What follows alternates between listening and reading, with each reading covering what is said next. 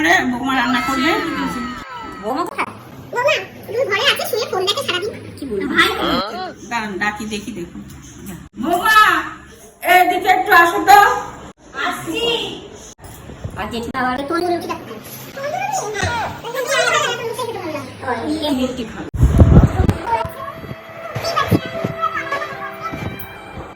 এই তো আসলেন, ভালো হয়েছে। তুমি ওকে কি করতে বলেছো? কেন? মাথা মাথা ঘোরাচ্ছে। ও যেই বলেছি ঘুরে এসছে, একটু রান্না কর, একটু ইয়ে করতে বলেছি, চিপিপুরি করতে বলেছি, একটু রুটি করতে বলেছি। এই হয়ে গেল, উনি এখনই শরীর খারাপ হয়ে গেল। কিছু কাজের কথা বললেই ওনার শরীর খারাপ হয়েছে। দিদি দেখুন কিরকম।